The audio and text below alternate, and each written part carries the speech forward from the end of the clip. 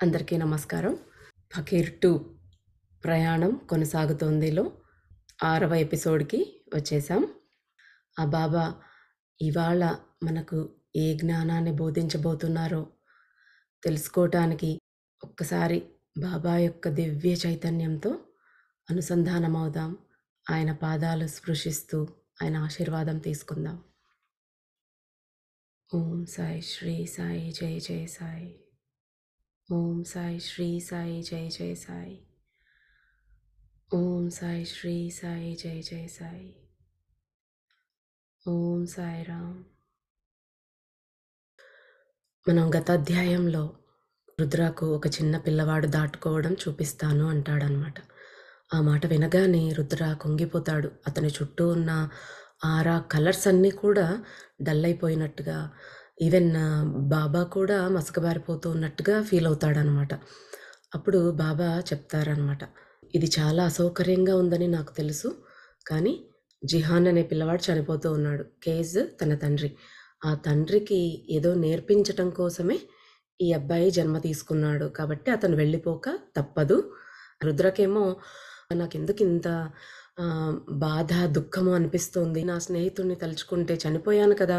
నాకిప్పుడు ఆ ఫీలింగ్స్ అన్నీ ఉండకూడదు కదా! అనేసి అంటాడనమాట.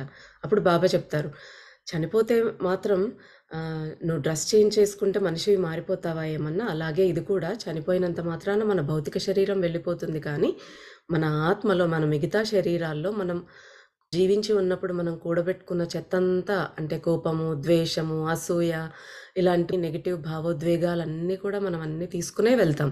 ఇవన్నీ బరువు అనమాట. మనం తీసుకెళ్ళే లగేజ్ అనమాట. ఈ బ్యాగేజ్ ఎంత బరువుంటుందో దాన్ని బట్టే మనము ఏ లోకానికి వెళ్తాము, ఏ డైమెన్షన్‌కి వెళ్తాము అనేది నిర్ణయించబడుతుంది. ఒకవేళ ఆ బరువు మరీ ఎక్కువగా ఉంటే మనం ఇక్కడే ఆ బరువుకి ఇంకసలు పైకి వెళ్ళలేక ఎర్త్ బౌండ్ సోల్‌గా ఇక్కడే మిగిలిపోతాం. ఈ భూమి మీదే తిరుగుతూ ఉంటామనేసి చెప్తారు. ఇంకా అధ్వానమైన స్థితి అని చెప్తారనమాట. కాబట్టి మనం ఏం చేయాలన్నా కూడా ఈ భూమి మీద ఉన్నప్పుడే మనలో ఉన్న ఈ నెగెటివ్ దృక్పథాలన్నీ కూడా వదిలించుకుని, ఈ బరువంతా దించుకుని, తేలికగా హాయిగా పైకెళ్ళిపోవాలి అనేసి చెప్తూ ఉన్నారు బాబా. ఇక్కడ చేసుకోలేకపోతే ఇంకా మరి ఎక్కడ చేసుకోవడము చాలా కష్టం అనేసి చెప్తూ ఉన్నారనమాట. ఆత్మతలాల్లో ఆ వైబ్రేషన్స్ చాలా సెన్సిటివ్‌గా, చాలా సూక్ష్మంగా ఉంటాయి. మనం ఫీల్ అయ్యే ప్రతి చిన్నది కూడా అక్కడ భూతద్దంలో పెట్టి చూసినట్టుగా ఇంకా పెద్దగా కనిపిస్తుంది. కాబట్టి మన జీవితం చాలా ముఖ్యమైనది. ఎంతోమంది ఆత్మహత్యలకి ప్రయత్నిస్తూ ఉంటారు. ఈ కష్టాలకు తట్టుకోలేక ఈ జీవితాన్ని అంతం చేసుకోవాలనేది చాలా తప్పు. ఎందుకంటే మనం ఇక్కడే కష్టాలు తట్టుకోలేకపోతే అక్కడెలా తట్టుకోగలం? ఈ బరువు ఇంకా ఎక్కువగా 100 రెట్లు పెరిగినప్పుడు అనేసి చెప్తూ ఉన్నారు. అందుకే బాబా అన్నన్ని సార్లు మనకి ఆ జ్ఞానాన్ని అందిస్తూ ఉన్నారనమాట. తర్వాత ఇంకా కేజ్‌ని చూడటానికి రుద్ర బాబా వెళ్తారు. అక్కడ కేజ్ వాళ్ళ తాతగారు కేజ్‌ని ఆశీర్వదించి వెళ్ళిపోవడము, అంటే ఆయనకి ఎనర్జీ ఇచ్చి వెళ్ళిపోతూ ఉన్నట్టుగా చూస్తారనమాట. ఆలోపుగా కేజ్‌కి ఒక ఫోన్ కాల్ వస్తుంది. ఈయన హీలర్ కాబట్టి కేజ్. ఆయన ట్రీట్ చేసే ఒక అబ్బాయి వాళ్ళ తల్లి కాల్ చేస్తుందనమాట కేజ్‌కి. కాల్ చేసి అతని గురించి ఆమె బాధపడుతూ ఉన్నప్పుడు ఆయన చెప్తాడు, మీరు ఆ అబ్బాయికి ఏది సరైనదో అది మాత్రమే జరగాలి అన్నట్టుగా బాబాని ప్రార్థించండి. తగ్గిపోవాలి అలా అంతా మనం ఏది కష్టం రాకూడదు, ఏ బాధ రాకూడదని మనం ప్రార్థించకూడదు. మనకి ఏది సరైనదో అదే ఇవ్వమని ఆ గురువుని కానీ, దేవుడిని కానీ మనం ప్రార్థించాలి. నేను కూడా మీ అబ్బాయి కోసం ప్రార్థన చేస్తాను అనేసి చెప్పి ఆమెకి ఫోన్‌ను కట్ చేస్తాడు. ఆ అబ్బాయి కోసం అతను ప్రార్థన చేస్తాడనమాట. బాబాలో నుంచి కేజ్‌లోకి ఆ ఎనర్జీ, కేజ్‌లో నుంచి ఆవిడలోకి ఆ ఎనర్జీ వెళ్ళటం అనేది రుద్ర చూస్తాడనమాట. అప్పుడు కేజ్ యొక్క ప్రార్థనల తీవ్రత రుద్రకి అర్థమవుతుంది. ఎంత ఆర్తిగా ప్రార్థిస్తూ ఉన్నాడు. అతను ప్రార్థించగానే గురువులు వచ్చి శక్తితో నింపుతున్నారు ఆయనని అనేసి చూసి చాలా ఆశ్చర్యపోతాడనమాట. రుద్రకు కేజ్ తన కొడుకుతో గడిపినటువంటి చివరి క్షణాలని ఫస్ట్ చూపించి, తర్వాత జిహాన్ యొక్క మరణం దగ్గరికి తీసుకుని వెళ్తాననేసి చెప్పారనమాట. ఇప్పుడు ఏం జరగబోతోందో చూద్దాం. సీరియల్ ముగిసిన క్షణంలో తండ్రి కొడుకులు ఇద్దరూ బాత్రూమ్‌కి పరిగెత్తారు. మనం తెలుసుకున్నాం లాస్ట్ సెషన్‌లో కేస్ వాళ్ళ భార్య కాల్ చేస్తుంది. ఈసారైనా త్వరగా కానివ్వండి, లేట్ చేయొద్దు అని. సరే చేస్తున్నాం అనేసి చెప్తాడు. కానీ బాబు లేచిన వెంటనే పాలు తాగుతూ ప్రోటీనెక్స్ కలిపి ఉంటాడు కదా కేస్.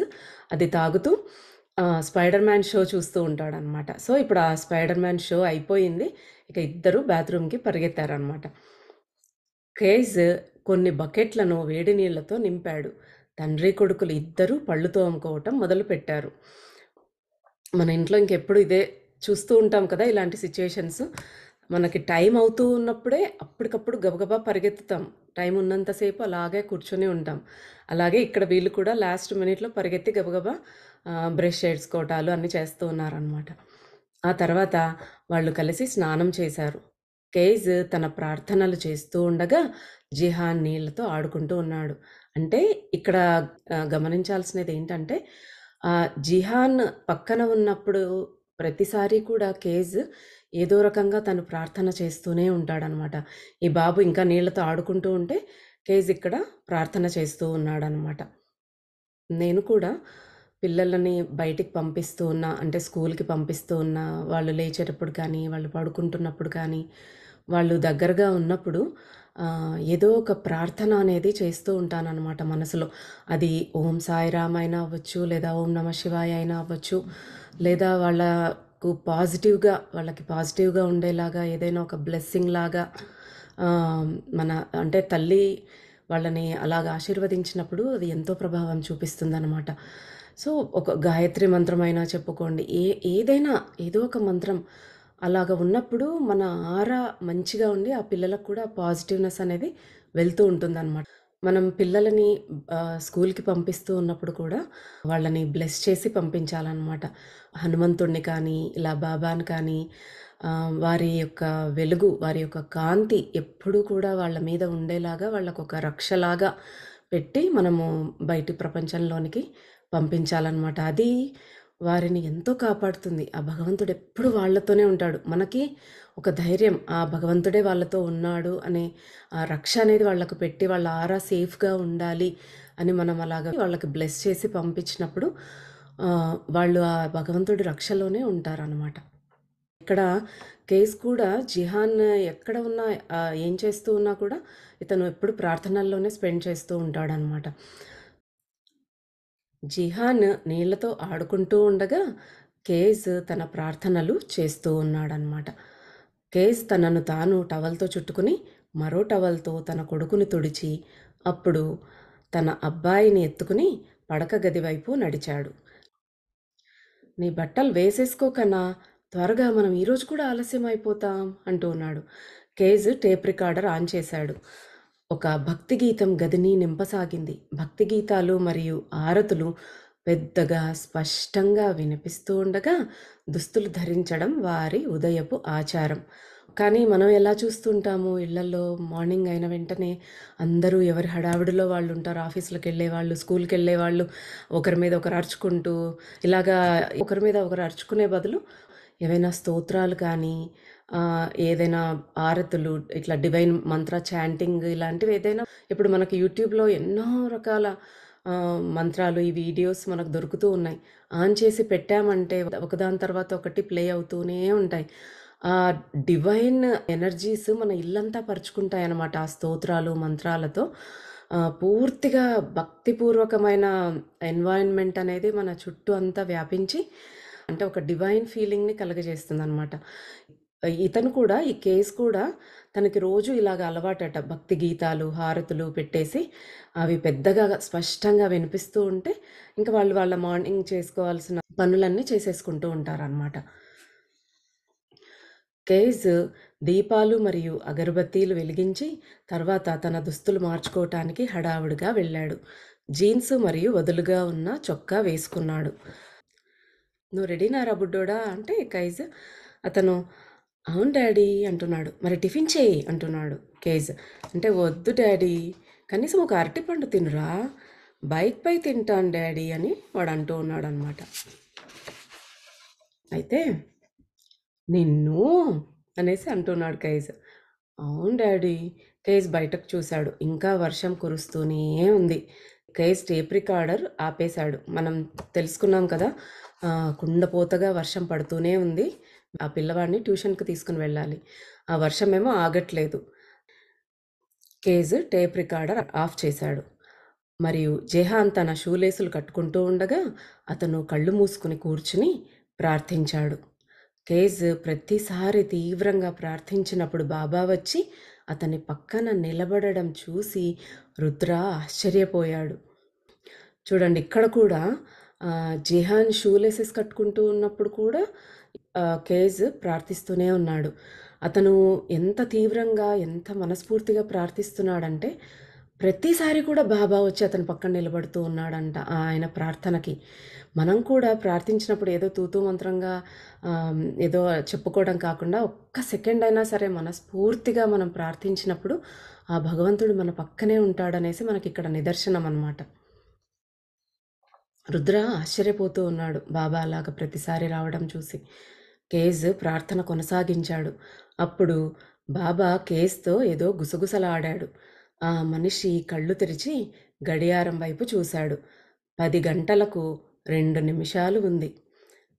జెహాన్, రెడీగా ఉండు. కొన్ని నిమిషాల్లో వర్షం 4 నిమిషాల పాటు ఆగిపోతుంది. ఇదే అనమాట బాబా గుసగుసలాడింది. బాబా ఏం చెప్పారు కేస్ చెవిలో?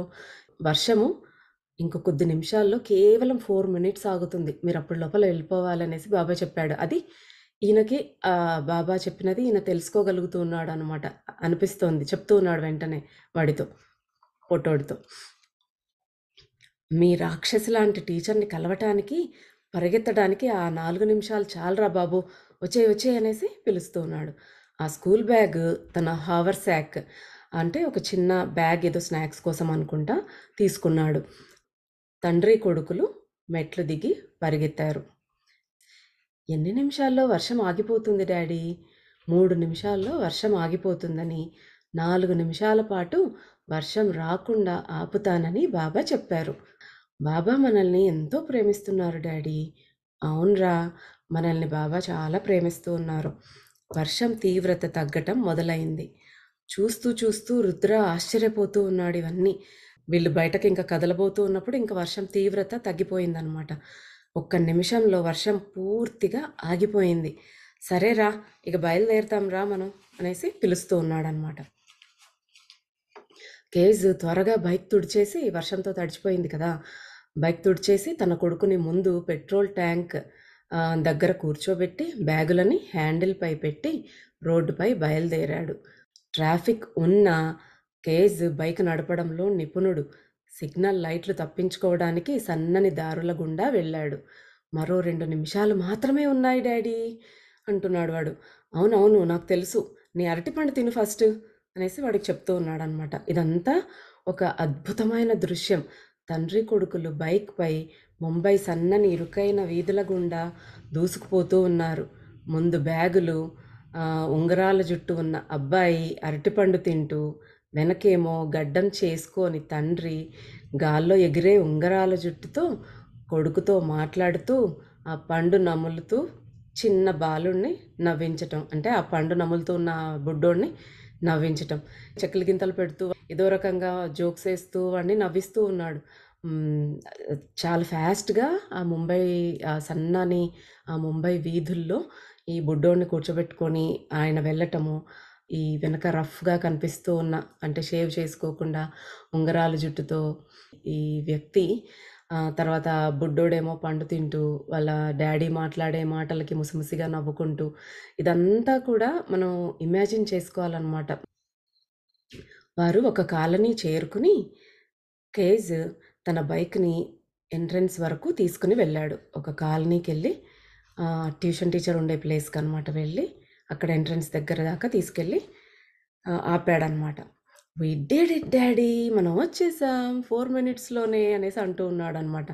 ఎందుకంటే ఇంక మళ్ళీ 4 మినిట్స్‌లో వర్షం వచ్చేస్తుంది. సో, ఆ లోపల వీళ్ళు గబగబా వచ్చేసారనమాట. వి డిడ్ ఇట్ అంటున్నాడనమాట వాడు. బాబా చేశారు కన్నా, మనం కాదు బాబా చేశారు. వారిద్దరూ ఆ భవనంలోనికి ప్రవేశించిన కొన్ని సెకండ్లలోపే వర్షం మళ్ళీ మొదలైంది. బాబా ఏదైనా చేయగలరు డాడీ. అవునురా బంగారం. నీ ట్యూషన్ టీచర్‌ని మనిషిగా మార్చడం తప్ప. ఆ ట్యూషన్ టీచర్‌ని మాత్రం తిట్టుకుంటూనే ఉన్నారు. ఇంకా ఆమె చాలా స్ట్రిక్ట్‌గా ఉంటుంది అన్నట్టు. ఆమెని కాస్త ఆమెలో మానవత్వం పెంచి మనిషిగా మార్చడం తప్ప బాబా అన్నీ చేస్తున్నారు అంటున్నాడు. బాబా అయినా చూడండి వర్షం ఆపేశారు. ఇంక 4 మినిట్స్ మాత్రమే కంప్లీట్ స్టాప్ అయిపోతుంది. మీరు వెళ్ళాలి అనేసి బాబా చెప్పారు. బాబాకి తలుచుకుంటే అసాధ్యమా? ఆయన పంచభూతాలను కూడా శాసించగలరు. మనం సాయి సచ్చరిత్రలో ఎన్నో ఇన్సిడెంట్స్ చూసాం. అగ్ని పైకి పైకి లేస్తూ పైకప్పు దాకా వెళ్తూ ఉన్నప్పుడు జస్ట్ తగ్గు తగ్గు అనగానే ఆ మంట తగ్గిపోతుంది. కొండ పోతగా వర్షం కురుస్తూ ఉంటే బాబా పిల్లలు భయపడుతూ ఉన్నారు. కాసేపు కాస్త స్లో డౌన్ అవ్వు అంటే ఆ వర్షం ఆగిపోవటము. ఇలాగా పంచభూతాలని ఆయన ఎలాగా శాసించగలరు. అష్టసిద్ధులు, నవనిధులు ఇవన్నీ వీళ్ళ చేతుల్లో ఉంటాయి. అంటే సిద్ధులన్నీ వశమై ఉన్న మహనీయులనమాట వీళ్ళంతా. వీళ్ళు ఏది చెప్తే ప్రకృతి అదే వింటుంది. ఆ మాటనే నిజం చేస్తుందనమాట. ఇక్కడ బాబా మనకదే చూపిస్తూ ఉన్నారు. నీ ట్యూషన్ టీచర్‌ని మనిషిగా మార్చటం తప్ప అని తన కొడుకు చెవిలో గుసగుసలాడాడు కేజ్. తండ్రి కొడుకులిద్దరూ కిసకిసా నవ్వుకున్నారు. కేజ్ బెల్ కొట్టాడు. తలుపు తెరుచుకుంది. తలుపు తెరిచిన ఆమె తండ్రి కొడుకులిద్దరినీ చాలా కఠినంగా చూసింది. మిస్టర్ బిల్లిమోరియా, మీరు మీ కొడుకుని సకాలంలో తీసుకువస్తానని హామీ ఇచ్చారు. అనేసి ఈయన ఇంకా తడబడుతూ ఉన్నాడనమాట. మీరెప్పుడూ లేట్‌గానే వస్తారు. టైంకెందుకు రారు అనేసి అడుగుతోంది టీచరు. మీరెందుకు ఎప్పుడు ఆలస్యంగా వస్తారు? సమయాన్ని ఎందుకు గౌరవించరు? అన్నట్టుగా మళ్ళీ తడబడుతూ ఉన్నాడు. మిస్, నాకు బాగాలేదు. డ్యాడీ గంట నుండి రెడీగా ఉన్నారు. కానీ నాకే అంతగా బాలేదు. అందుకే ఆలస్యమైంది మిస్ ఉమ్రీగర్ అని బుడ్డోడు చెప్తూ ఉన్నాడనమాట. మిస్ ఉమ్రీగర్ తండ్రి కొడుకులను చూసింది. చిన్నవాడు అబద్ధం చెబుతున్నాడని ఆమెకు తెలుసు. కొన్నిసార్లు తండ్రి బాధ్యత తీసుకుంటాడు. మరికొన్నిసార్లు కొడుకు. అంటే ఒక్కొక్కసారి ఒక్కొక్క రీజన్ అనమాట. ఒకసారి ఇతను బాధ్యత తీసుకొని, "ఓహ్! నా వల్లే లేట్ అయింది వాడికి" అని ఈయన చెప్తాడు. ఒక్కోసారేమో ఈ బుడ్డోడు, "నా వల్లే డ్యాడీకి లేట్ అయింది. ఆయన రెడీగున్నారని" ఆయన. ఇలాగా మొత్తానికైతే తోడు దొంగలనమాట. ఆమె నవ్వాలనుకుంది. కానీ నవ్వలేదు. ఆమె కఠినమైన టీచర్ అనే ఇమేజ్‌ని కాపాడుకోవాలి. ఆమెకు అబ్బాయి అంటే ప్రేమ. కానీ తండ్రి మాత్రం అబ్బాయి మంచి కోసం ఒక హిప్పీలాగా ఉన్నాడని ఆమె అనుకునేది. తల్లి మాత్రమే ఈ కుటుంబంలో వివేకవంతురాలు. వీళ్ళిద్దరూ తోడు దొంగలే. వీళ్ళిద్దరికంటే వీళ్ళమ్మ కొంచెం బెటరు. ఆమొక్కటే కొంచెం సెన్స్ ఉన్న పర్సన్ లాగా కనిపిస్తుంది అనుకుంటూ ఉందనమాట ఆమె టీచరు. ఆవిడకి వాడంటే చాలా ఇష్టం. కానీ వాళ్ళెప్పుడూ లేట్‌గా వస్తారని జస్ట్ కాస్త స్ట్రిక్ట్‌గా ఉంటోందంతే. గంటన్నర తర్వాత కలుద్దాం అని ఆమె తలుపు మూసేసింది. సో, ఆ ట్యూషను 1 ½ అవర్ ఉంటుందనమాట. అంతవరకు ఈయన వెయిట్ చేయాలిక. కానీ తండ్రి కొడుకులు ఒకరినొకరు కన్నుగీటి నవ్వును దాచుకోవడం చూసింది. ఆమె తలుపు మూసే ముందు వీళ్ళిద్దరూ ఒకరికొకరు ఇలా కన్నుగీటి నవ్వటము చూసిందనమాట టీచరు. ఆమె దృష్టిని దాటిపోలేదనమాట వాళ్ళిలా చేయటం. కేజ్ ప్రధాన ద్వారం వద్ద అంటే మెయిన్ ఎంట్రన్స్ దగ్గర నిలబడ్డాడు. వర్షం కురుస్తోంది. అతను వర్షం ఆగేదాకా వేచి ఉన్నాడు. తన హావర్సాక్ నుంచి ఒక నవల తీసి ఆ భవనం యొక్క ఎంట్రన్స్ పక్కనే ఉన్న పొడి వరండాలో సౌకర్యవంతంగా కూర్చుని చదవటం మొదలుపెట్టాడు. అరగంట పాటు వర్షం కొనసాగింది. ఆ తర్వాత నెమ్మదిగా సూర్యుడు తొంగి చూశాడు. ఆకాశం నిర్మలంగా మారింది. సరే, వాడు ట్యూషన్‌లో ఉన్నప్పుడు ఒక నావెల్ తీసుకుని చదవటం మొదలుపెట్టాడనమాట. ఒక డ్రై ప్లేస్ చూసుకుని. సో, హాఫ్ అన్ అవర్‌లో వర్షం తగ్గిపోయిందిక. కేజ్ తన బైక్‌పై ఎక్కి సమీపంలోని అగ్ని ఆలయం అంటే ఫైర్ టెంపుల్ వైపు వెళ్ళాడు. రుద్ర ఆ సమయంలో కేజ్‌ని తరచుగా కలుసుకునేవాడు. అంటే హాఫ్ అన్ అవర్‌కి రెయిన్ తగ్గిపోయిన తర్వాత అతను బుక్కును పక్కన పెట్టేసి బైక్ తీసుకుని అక్కడే పక్కన ఒక టెంపుల్ ఉందనమాట. వాళ్ళు వెళ్ళే టెంపుల్ ఫైర్ ఆలయం అంటే అగ్నిదేవుడి యొక్క ఆలయం ఉంది. అందులోకి వెళ్ళాడు. ఆ ఆలయం దగ్గరే రుద్ర బ్రతికి ఉన్నప్పుడు రుద్ర, కేజ్ తరచుగా కలుసుకొని ముచ్చట్లు చెప్పుకునేవారనమాట. ఇప్పుడు చెప్పేదంతా కూడా రుద్రకి కేస్‌తో ఎలాంటి రిలేషన్ వాళ్ళిద్దరి మధ్య ఉన్న రిలేషన్ గురించి బాబా చెప్తూ ఉన్నారనమాట. కేజ్ జిహాన్‌ని ట్యూషన్‌కి వదిలి, తర్వాత రుద్రాని ఒక ఇరానీ రెస్టారెంట్‌లో కలుసుకునేవాడు. అక్కడ వారు సిగరెట్లు కాల్చి, టీ తాగేవారు. రుద్రకి కేజ్ గత 10 సంవత్సరాలుగా తెలుసు. వారు తరచుగా ఆధ్యాత్మికత గురించి మాట్లాడుకునేవారు. వివిధ అంశాల పట్ల వారిద్దరి యొక్క ఫిలాసఫీస్ అంటే వాళ్ళ తాత్విక దృక్పథాలు ఒకేలా ఉండటం విచిత్రం. వాళ్ళిద్దరూ 10 ఇయర్స్‌గా ఫ్రెండ్స్. ఏవో అంటే ఉబుసుపోక కబుర్లు చెప్పుకోవడం కాకుండా, మంచిగా స్పిరిచ్యుయాలిటీ గురించి మాట్లాడుకునేవారట. అంతేకాకుండా వీళ్ళిద్దరి అభిప్రాయాలు అన్నింట్లోనూ కలిసేవట. రుద్ర కేస్ తన బైక్ పార్క్ చేయటాన్ని గమనించాడు. అది పాత హీరో హోండా. దానికి హార్లే డేవిడ్సన్ హ్యాండిల్ ఉంది. ఎందుకంటే పిల్లలు ఎప్పుడూ ముందు పెట్రోల్ ట్యాంక్‌పై కూర్చునేవారు. బైక్ తిప్పేటప్పుడు చాపర్ హ్యాండిల్స్ పిల్లల తొడలకు దెబ్బ తగలకుండా ఉండేవి. ఈ రాత్రి జిహాన్ చనిపోబోతూ ఉన్నాడు. రుద్రాని లోతైన విషాదం ఆవరించింది. అతను కేజ్‌ని కౌగిలించుకోవాలనుకున్నాడు. ఇతనిది పాత బైక్ అయినా కూడా ఇతనికి హార్లే డేవిడ్సన్ హ్యాండిల్ అనేది ఒకటి సెపరేట్‌గా పెట్టించుకున్నాడనమాట. అతను ఇట్లా బైక్‌ని అటు ఇటు తిప్పినప్పుడు పిల్లలకి తొడలకి ఆ బ్యాగులు రాసుకుపోకుండా ముందర పెట్రోల్ ట్యాంక్ మీద కూర్చోబెడుతున్నాడు కాబట్టి బాబును, ఆ హ్యాండిల్‌కి బ్యాగ్స్ అన్నీ తగిలిస్తాడు బైక్‌కి. ఆ రోజు రాత్రి కేజీ యొక్క కొడుకు జిహాన్ చనిపోబోతూ ఉన్నాడు. అది తలుచుకుంటేనే రుద్రాకి చాలా బాధగా ఉంది. తప్పనిసరి అయిన ఈ విషాదాన్ని నివారించాలనుకున్నాడు. అతనికి ఏడవాలనిపించింది. విధి ఎంత నిర్దాక్షిణ్యంగా ఉండగలదో, పిల్లల్ని కోల్పోవడం, మరణం ద్వారా కానీ, విడాకుల ద్వారా కానీ ఎంత బాధాకరమో అతనికి తెలుసు. ఇదంతా రుద్రకి ఎక్స్‌పీరియన్స్ కదా! విడాకులు జరిగాయి. పిల్లల్ని కోల్పోయాడు. అది చనిపోయి కాకపోయినా ఆహ్, తన భార్య విడాకులు తీసుకున్నందుకు పిల్లలకి దూరమయ్యాడు. ఇక్కడ ఇతనికి పిల్లవాడు చనిపోవడం ద్వారా దూరం అవ్వబోతున్నాడు. అసలు ఆ పిల్లలు దూరం అవ్వటం అనే ఫీలింగ్ ఎంత బాధాకరమో ఇతనికి తెలుసు కదా! అందుకే అంత బాధ పడుతూ ఉన్నాడనమాట. ఏడ్చాలనిపిస్తోంది అతనికి.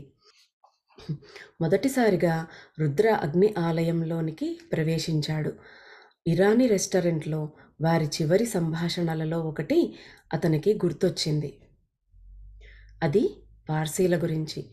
ఇప్పుడు రుద్ర తన ఫ్లాష్ బ్యాక్ గుర్తు చేసుకుంటూ ఉన్నాడనమాట. తను కూడా ఆ టెంపుల్ దగ్గరికి వచ్చి ఒకసారి అంటే ఫస్ట్ టైం అగ్ని ఆలయంలోకి కేస్ వెంట రుద్ర వెళ్ళటము, తర్వాత ఇరానీ రెస్టారెంట్‌లో వాళ్ళ చివరి సంభాషణల్లో ఒకటి. అంటే రుద్ర ఇంకా వెళ్ళిపోబోయే ముందు అతన్ని కలుస్తూ ఉన్నప్పుడు ఇంక అతనితో చివరిగా ఏమేం మాట్లాడాడో అతనికి గుర్తొస్తోందనమాట. అది దేని గురించి మాట్లాడారు అంటే పార్సీల గురించి. పార్సీలు కాని వారిని అగ్ని ఆలయంలోనికి ఎందుకు ప్రవేశించనీయరు? అతను లోతుగా పొగ పీల్చుతూ అడిగాడు. కేజ్ పార్సీ అనమాట. అంటే వీళ్ళంతా ఇరాన్ నుంచి వచ్చిన వాళ్ళు. పార్సీలు అని మనం చూస్తూ ఉంటాం. కొంతమంది పారసీకులు అని అంటూ ఉంటారు. పార్సీలు అని అంటూ ఉంటారు. సో, పార్సీలు కాని వాళ్ళని అంటే వేరే వాళ్ళని వాళ్ళ ఆలయంలోనికి అనుమతించరట అక్కడ. సో, అది అడుగుతూ ఉన్నాడు రుద్ర ఎందుకు అనేసి. ఇప్పుడు కేస్ చెప్తూ ఉన్నాడనమాట.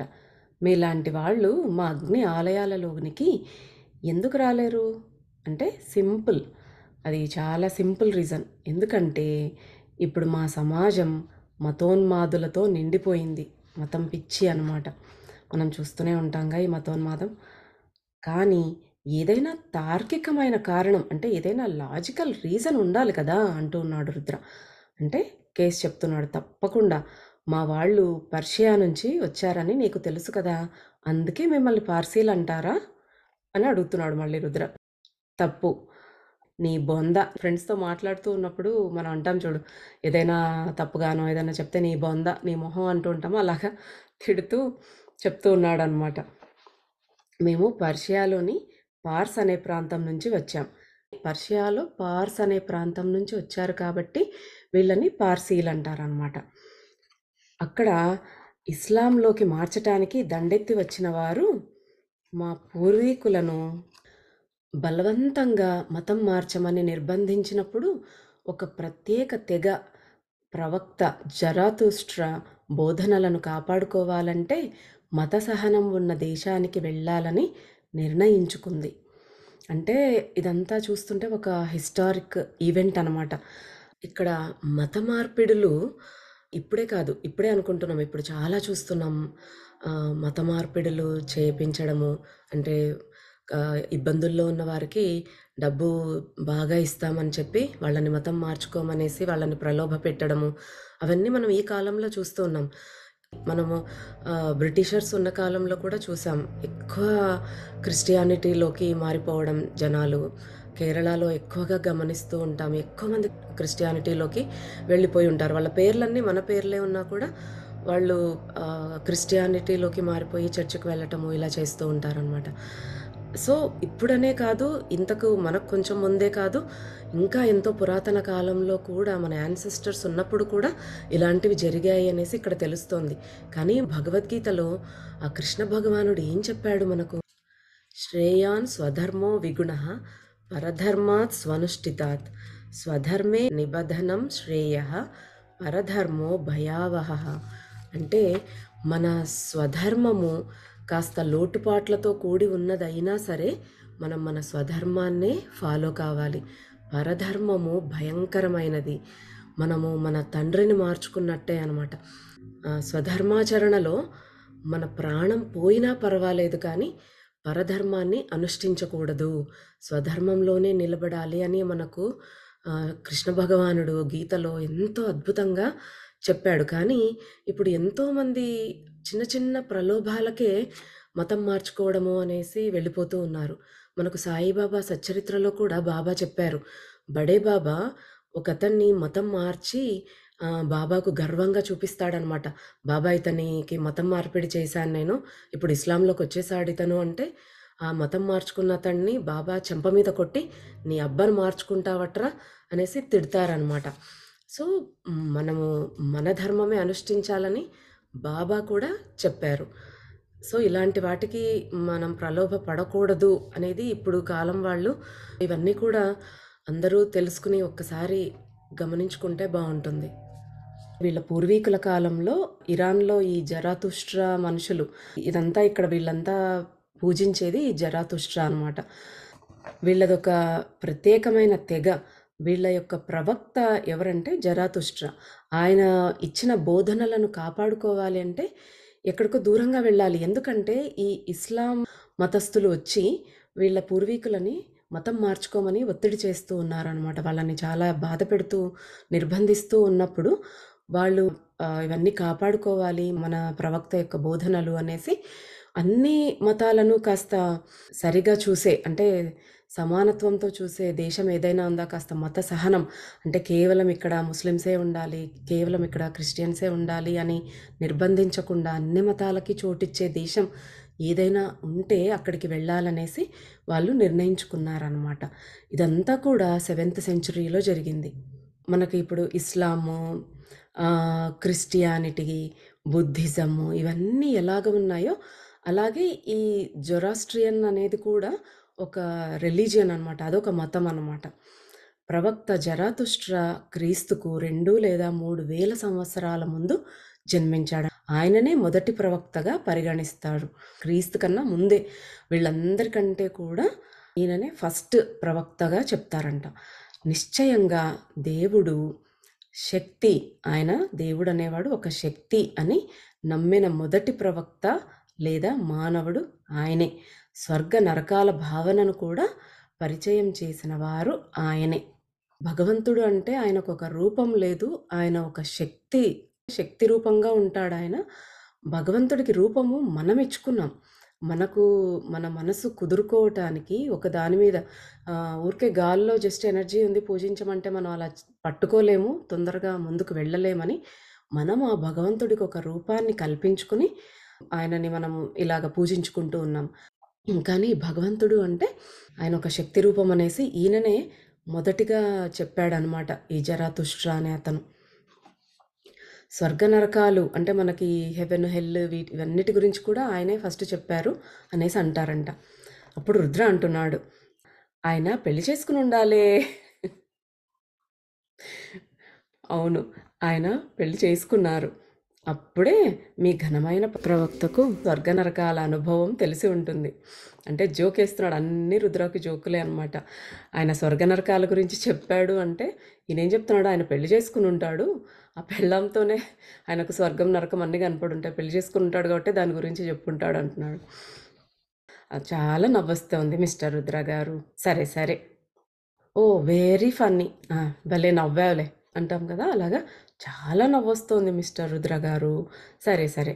మిస్టర్ కేస్, కానీ మీ పిచ్చివాళ్ళు మిగతా వాళ్ళని మీ అగ్ని ఆలయంలోనికి ఎందుకు రానివ్వరో ఇంకా చెప్పలేదు.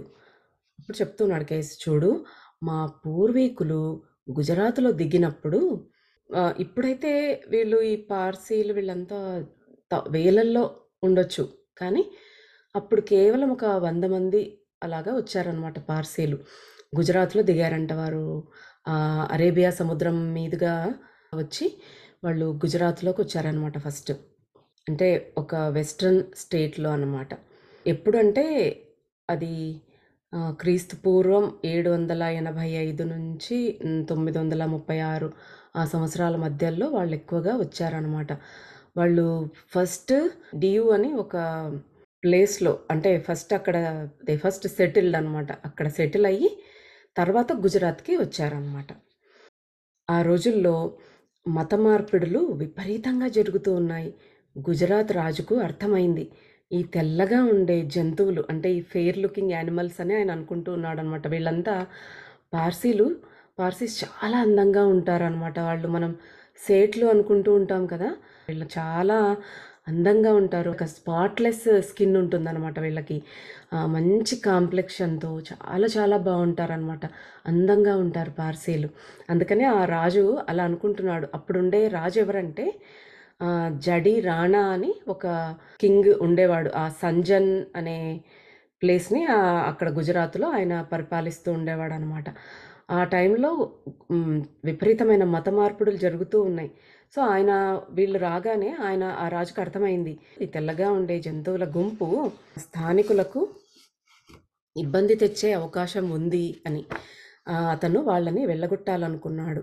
పర్షియన్లని పంపించేయాలనుకున్నాడు. కానీ ఈ సందేశాన్ని ఎలా అందించాలి? ఇరువురికి ఒకే భాష రాదు. వాళ్ళొచ్చారు. ఇక్కడ ఈ దేశానికి మూవ్ అయ్యారు వాళ్ళ ప్రవక్త యొక్క ప్రవచనాలను అవన్నీ కాపాడుకోవడానికి బోధలను. ఇక్కడేమో ఈ రాజుకు ఆ గుజరాత్‌లో లోకల్‌గా ఉండే పీపుల్‌కి ఏమన్నా వీళ్ళ వల్ల ఇబ్బంది అవుతదేమో ఇలా కొత్త వాళ్ళు రావటం వల్ల అనేసి ఆయన వాళ్ళని పంపించేయాలనుకున్నాడు. వాళ్ళని బ్యాక్ పంపించాలంటే వాళ్ళకి చెప్పాలి. చెప్పాలంటే అతనికేమో పార్సీ భాష రాదు. ఆ పర్షియన్స్‌కేమో ఈళ్ళు మాట్లాడే గుజరాతీ రాదు. సో, ఎలా చెప్పాలి అనేసి ఆలోచిస్తున్నాడనమాట ఆ రాజు. ఆ రాజు తన సైన్యాన్ని మీ పూర్వీకులపై దాడి చేయమని ఎందుకు చెప్పలేదు? అప్పుడు నేను మీతో ఈ పిచ్చి సంభాషణ చేయాల్సిన అవసరం ఉండేది కాదు కదా! అని రుద్ర నవ్వుతున్నాడు. అన్ని జోకులేగా ఆయనకి. ఆ రాజు సైన్యాన్ని మీ వాళ్ళ మీద దాడి చేయమనుంటే అయిపోయేది గదా! ఇప్పుడు మనకి సంభాషణ ఉండేది కాదు గదా! అంటున్నాడనమాట. నీ కామెడీ చాలా చెత్తగా ఉంది. నా ప్రియమైన మిస్టర్ రుద్ర, నువ్వు పుట్టగానే ఓ గొప్ప తెలివైన వైద్యురాలిచే ఊపిరాడకుండా చంపబడుండాల్సింది అనేసి అంటే ఈయన కూడా తిడుతున్నాడనమాట. ఆయన ఎలాగ జోక్స్ ఏస్తున్నాడో ఈయన గూడా అంటున్నాడు. నువ్వు పుట్టగానే ఒక డాక్టర్ ఎవరన్నా నిన్ను పీక నొక్కి చంపేసుంటే బావుండేది అనేసి అంటున్నాడు. అంటే తిట్టుకుంటూ ఉంటాం కదా ఫ్రెండ్స్ జోక్స్ ఏసుకుంటూ అలాగా వీళ్ళిద్దరు మాట్లాడుకుంటూ ఉన్నారనమాట. ఏదేమైనా భాష సమస్య కాబట్టి రాజు పాలతో అంచుదాకా నిండిన గ్లాసును పంపాడు. అంటే వాళ్ళ మెయిన్ వ్యక్తి ఎవరైతే ఉన్నారో, ఈ పార్సీల ప్రీస్ట్ ఎవరైతే ఉంటారో వాళ్ళకి ఈయన ఏం చేశాడంటే రాజు ఒక గ్లాసు పైన అంచు దాకా నిండి ఉండేలాగా పాలు పంపించాడనమాట. వాళ్ళకి భాష రాదు కాబట్టి వాళ్ళకి ఏదో ఒక సైన్ లాగా అంటే ఎలా చెప్తే అర్థమవుతుంది అని ఒక ఉపమానంలాగా వాళ్ళకి చెప్పాలనుకున్న సందేశాన్ని ఇలాగ వాళ్ళు అర్థం చేసుకోగలరేమో అని ట్రై చేయడానికి చూస్తున్నాడు. ఆ గ్లాస్ పంపాడు. ఎందుకు? అని రుద్ర అడుగుతున్నాడు. నువ్వు ప్రధాన పూజారివి అయ్యుంటే పెదాలు నాక్కుంటూ ఆ పాలను తాగేసేవాడివి గదా మిస్టర్ రుద్ర అనేసి కైజ్ అంటూ ఉన్నాడు. తప్పకుండా నాకు పాలంటే చాలా ఇష్టం. కానీ మా ప్రధాన పూజారి నీలా పిచ్చోడు కాదు. మిస్టర్ రుద్ర అనేసి చెప్తున్నాడు. అతను ఆలోచించినాడు. ఆ ప్రీస్ట్ ఆలోచించినాడు. ఏంటి ఈ రాజు పాల గ్లాసో, గిన్నెో ఏదో ఎందుకు పంపించాడు? అసలు దీని నిండా పాలున్నాయి అంటే ఏం చెప్పాలనుకుంటున్నాడు అని ఆయన కాస్త థింక్ చేశాడనమాట. తన పవిత్రమైన, ఉదాత్తమైన తలను గోక్కొని అర్థం చేసుకున్నాడు. రాజు పిచ్చివాడై పాలు పంపలేదు. అంటే వైన్ అలాంటివి పంపిస్తారు కదా! ఒక గిఫ్ట్ లాగా అనుకోవడానికి అలా పంపించలేదు. ఈయనేమో పాలు పంపించాడు. రాజేం పిచ్చోడు కాదు. పాలు పంపించడం అంటే ఇక్కడ ఏదో మెసేజ్ ఉంది అనేసి ఆలోచించినాడనమాట. ఆయన గ్రేట్ తలని గోక్కుంటూ. అసలు రాజు ఇచ్చిన సందేశం ఏమిటంటే, ఓరి నాయనలారా వినండి. మీ తెల్లటి శరీరాలతో నా ప్రాంతం నుండి వెళ్ళిపోండి. ఎందుకంటే ఇప్పటికే నన్ను పిచ్చెక్కించే నా సొంత గుజరాతీ వాళ్ళతో తలమునకలై ఉన్నాను. నా భూభాగంలో మీకు చోటు లేదు. మీ మెడలు నరికించేస్తాను అని. అదనమాట మెసేజ్. ఆయన పాలు పంపించడంలో తెల్లటి పాలు ఎందుకు పంపించాడు? మీకు తెల్లటి స్కిన్ ఉంది అన్నట్టు. నిండుగా ఎందుకు పంపించాడు అంటే, నా ప్లేస్ ఆల్రెడీ ఫిల్ అయిపోయింది పిచ్చోళ్ళతో. ఇంక మళ్ళీ మీరు కూడా వచ్చి జాయిన్ అయితే ఎక్కడ మిమ్మల్ని కూడా వేగేది. కాబట్టి ముందు వెళ్తారా లేదా వెళ్ళిపోండి అన్నట్టుగా ఆయన మెసేజ్ పంపించాడనమాట అలాగా. అది ఈ ప్రీస్ట్ అర్థం చేసుకోగలిగాడనమాట. సో, ప్రధాన పూజారి తెలివైన వ్యక్తి. నవ్వి సందేశాన్ని అర్థం చేసుకున్నాడు. అతను తన భార్యని కొంత పంచదార తెమ్మని అడిగాడు. భార్య తన భర్త వైపు చూసి సనగడం మొదలుపెట్టింది. ఇక్కడ వారి మొత్తం తెగ స్థానికుల చేతిలో చంపబడబోతుంటే ఆయనకి తీపి తినాలని కోరిక పుట్టిందట. నీకు పంచదార కావాలా అని? అందుకేనా మిమ్మల్ని ప్రధాన పూజారిని చేసింది అన్నట్టుగా సార్కాస్టిక్గా చెప్తుందనమాట. ఏంటమ్మా బంగారు, నీకు పంచదార కావాలా? ఇక్కడ మన వాళ్ళని ఇక్కడ లోకల్గా ఉండే పీపుల్ చంపేస్తూ ఉంటే నీకేమో స్వీట్ తినాలనిపిస్తుందా అనేసి అంటుందన్నమాట. ఆహా, పంచదార తర్వాత చేపలు, కూర ఇవన్నీ కూడా అడుగుతారేమో కదా అంటుందన్నమాట. కానీ ప్రధాన పూజారి నువ్వు నేను కంటే చాలా గొప్పవాడు మిస్టర్ రుద్ర. అతను తన భార్య వైపు తిరిగి, ఓ స్త్రీ, వాగడం ఆపు. నాకు ఆ పంచదార తెచ్చిపెట్టు, వెంటనే వెళ్ళు అన్నాడు. ఆ స్త్రీ వెళ్ళి ప్రధాన పూజారికి ఒక ముద్ద పంచదార తెచ్చి ఇచ్చింది. ప్రధాన పూజారి ఆ పంచదారని పాలతో నిండిన గ్లాసులో వేశాడు. వాళ్ళంతా ఈ రాజు సభకి వచ్చారనమాట. అంటే పిలిపించాడు. రాజు పిలిచి ఆయనకలాగా పాల గిన్నె ఇచ్చాడనమాట. ఇచ్చినప్పుడు ఈయన తన వైఫ్‌ని పిలిచి ఆ పంచదార తెప్పించి పాలల్లో వేశాడనమాట. రాజు ప్రధాన పూజారి పాలల్లో పంచదార వేయడం చూశాడు. అతను పెదాలు నాకాడు. అతనికి తీపి పాలంటే చాలా ఇష్టం. రాజు పాలను తాగబోతూ ఉండగా ఆయన పంచదార ఏంగానే ఈయన అనేసి అనుకొని పాలు తాగాలనేసి అనుకున్నాడు. ఆయనకు పాలంటే చాలా ఇష్టం అంట, తీయటి పాలంటే. రాజుని చుట్టుముట్టిన అంటే ఆయన చుట్టూ కూర్చుని ఉంటారు కదా సభలో ఉన్న వివేకవంతులలో ఒకరు. ఆయన సభలో ఉన్న ఒక మంత్రులు కానీ వివేకవంతులు కొంచెం తెలివైన వాళ్ళు ఉంటారు కదా, వాళ్ళు అనేసి రాజుకు సున్నితంగా వివరించారనమాట. ఏంటి అని ఇలాగ దగ్గర ఎందుకు అంటే ఆపుతున్నాడు, ఇంటరప్ట్ చేశాడనమాట ఆయన. పాలు తాగే కాదు, అక్కడ వేరే మీనింగ్ ఉంది, అర్థం చేసుకో అనేసి చెప్తున్నాడు. దాని ఉద్దేశం ఏమిటంటే, ఈ విచిత్రమైన వస్త్రధారణలో ఉన్న ఈ తెల్లవాళ్ళు గుజరాత్లో నివసించడానికి స్థలం లేకపోయినా పంచదార పాలను తీపి చేసినట్టే, పంచదార పాలలో కలిసిపోయినట్లే వారు గుజరాత్ స్థానికులతో కలిసిపోతారని, నిజానికి తమ ఉనికితో రాజ్యాన్ని మరింత సమృద్ధిగా చేస్తారని అది ఆ విషయాన్ని వివరించాడనమాట ఆ వివేకవంతుల్లో ఒకతను. ఈయన పాలను పంపించి మంచిగా చెప్పాడు.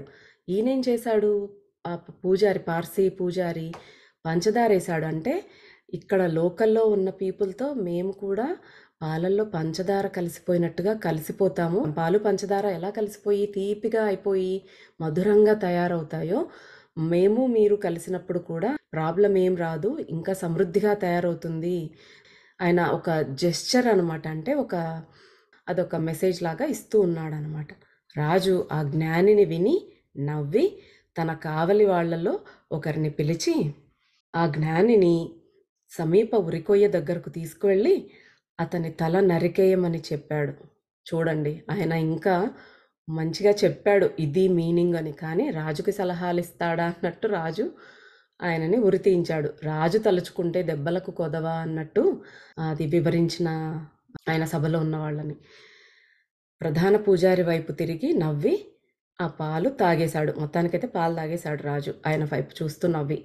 తీపి పాలతో అంత సంతోషపడ్డాడు కాబట్టి, ఏం పర్వాలేదులే, నాకు పంచదార అంటే ఇష్టం. స్త్రీలు అందంగా రుచిగా ఉన్నారు. పాపం వాళ్ళని ఇక్కడ ఉండనివ్వండిలే కానీ అంటున్నాడు. అంటే పాలు తాగేశాక ఓకే, ఆయనకు హ్యాపీ అయింది కాస్త. కొంచెం మంచి మూడ్‌లోకి వచ్చేసాడనమాట. వచ్చి సరే నాకు పంచదార ఇష్టము అంటే మీరు, పాలంటే వీళ్ళన్నట్టుగా చూపిచ్చారు మనకు. పంచదార అంటే ఆ పార్సీలు. నాకు సరే మీరన్నా ఇష్టం అంటే బాగున్నారు చూసేకి. స్త్రీలు కూడా చాలా బాగున్నారు, అందంగా ఉన్నారు. సరే ఉండనీలే ఉండండి ఇక్కడ అనేసి రాజు చెప్తున్నాడు. కానీ నా ప్రజలను మీరు మతం మార్చుకోమనడం నాకు ఇష్టం లేదు. నా పీపుల్‌ని, నా గుజరాతీ పీపుల్‌ని మీరు మతం మార్చుకోమని ఫోర్స్ చెయ్యకూడదు. మా స్త్రీలను మీరు పెళ్లి చేసుకోవడం నాకు ఇష్టం లేదు. మరియు నిశ్చయంగా మా పురుషులను కూడా మీరు పెళ్లి చేసుకోవడం నాకు ఇష్టం లేదు. అంటే ఇంక ఇక్కడ ఉన్నారు కదా, ఒకరికొకరు కలిసి హ్యాపీగా ఒకరినొకరు నచ్చి పెళ్లి చేసుకుంటాము అవన్నీ అంటే కుదరదు అనేసి చెప్తున్నాడనమాట రాజు. కాబట్టి జీవించండి, కానీ మత మార్పిడి లేదు, మత కలయిక లేదు. నా ఉద్దేశం మీకు అర్థమైందా? విచిత్రంగా కనిపించే ఓ మనిషి అనేసి అడుగుతున్నాడు. అంటే మన వేషధారణ వేరు, ఆ పార్సీల వేషధారణ వేరుంటుంది. ఆ పార్సీలు వాళ్ళ డ్రెస్ ఇలాగ లాంగ్‌గా అలాగ వేసుకుంటారు. వాళ్ళ డ్రెస్ డిఫరెంట్‌గా ఉంటుందనమాట. వాళ్ళు ఒక హ్యాట్ కూడా పెట్టుకొని ఉంటారనమాట. ఓ విచిత్రంగా కనపడుతున్న ఓ మనిషి, అర్థమైందా నా ఉద్దేశము అని. అప్పటి నుండి ఆ రాజు మాటలను నిలబెట్టుకోవటానికి మా సమాజం తమ సమాజానికి చెందని వారికి తలుపులు మూసేసింది. సో అప్పటినుంచి అందుకనే అంటే ఆ రాజు మాట నిలబెట్టాలని కాబట్టే ఆ పూర్వీకులు అప్పటినుంచి కూడా ఆ ప్లేస్‌లో వాళ్ళ గుళ్ళోకి ఇంకొకరిని ఎవరిని వేరే వాళ్ళని రానివ్వరనమాట. ఎందుకంటే ఇంక అందరూ కలిసి క్లోజ్‌నెస్ రావడము అది ఇంకా వాళ్ళకిష్టం లేదు. సో అప్పుడు అలాగా పాటించారు. అంటే వేరే వాళ్ళని తమ ఆలయాల్లోకి రాకుండా. అలాగే అది ఇప్పటికి కొనసాగుతోంది. చూడండి, వీళ్ళు కూడా పార్సీలు అగ్ని దేవాలయము అంటే వాళ్ళు కూడా పంచభూతాలను పూజిస్తారు. మనము అంతే, అగ్ని ఆరాధన చేస్తాము, సూర్యుడిని ఆరాధిస్తూ ఉంటాము, భూమిని ఆరాధిస్తాము. ఇలాగ ఈ పంచభూతాలను మనం ఎలా ఆరాధిస్తామో అలాగే వీళ్ళు కూడా పంచభూతాలని ఆరాధిస్తూ ఉన్నట్టుగా ఉన్నారు. అందుకే పార్సీలు మాత్రమే అగ్ని దేవాలయంలోనికి ప్రవేశించగలరు. కానీ ఇరాన్‌లో ఎవరైనా అగ్ని దేవాలయంలోకి ప్రవేశించవచ్చు. అంటే మనకు తెలుస్తుందేంటంటే ఇరాన్‌లో ఉన్న అగ్ని దేవాలయాల్లో ఎవరైనా వెళ్ళొచ్చు. ఓన్లీ గుజరాత్‌లో మాత్రమే వీళ్ళు వెళ్ళే ఆచారం లేదు. అంటే అరౌండ్ కొంచెం అక్కడ మాత్రమే లేనట్టుగా ఉంది ఆ పద్ధతి. వాళ్ళు మిమ్మల్ని కూడా ప్రవేశించనిస్తారు ఇరాన్‌లో మిస్టర్ రుద్ర. అదే నిజమైన కారణం. నిస్సందేహంగా మీరు ఈనాడు పూజారులను అడిగితే ప్రవక్త జరాతుష్ట్ర ఇతరులు మన అగ్ని దేవాలయాలలోనికి ప్రవేశించడాన్ని లేదా మతం మార్చుకోవడాన్ని ఆమోదించలేదని చెబుతారు. కానీ ఇది పచ్చి అబద్ధం నా ప్రియమైన మిస్టర్ రుద్ర. మేము శతాబ్దాల క్రితం జ్ఞానవంతులు ఒక రాజుకు చేసిన వాగ్దానాన్ని నిలబెట్టుకుంటూ ఉన్నాం. ఇప్పుడు ఉన్న పూజారులను వాళ్ళని అడిగితే మాత్రం ప్రవక్త జరాతుష్ట్ర వద్దన్నాడు, ఆ టెంపుల్స్‌లోనికి వేరే వాళ్ళు రావడం ఆయననే వద్దన్నాడు అనేసి చెప్తారు. వీళ్ళకి అదే మతోన్మాదులు అన్నారు కదా! అంటే ఒక మతం పిచ్చిది, మా మతము, మీ మతం అనే సెపరేషన్ తరతరాలుగా అది జీర్ణించుకుపోయి అలాగ చేస్తూ ఉన్నారు. కానీ మా ప్రవక్త అలా చెప్పలేదు. మా పూర్వీకులు చేసిన వాగ్దానాన్ని మేము నిలబెట్టుకుంటున్నాం. అంతకు మించి మా మతంలోకి మీరు రాకూడదు, ఈ టెంపుల్స్‌కి వెళ్ళకూడదు అలాంటివన్నీ ఏమీ లేవు. వీళ్ళంతా అబద్ధాలు చెప్తూ ఉన్నారు అంటున్నాడనమాట కేజ్.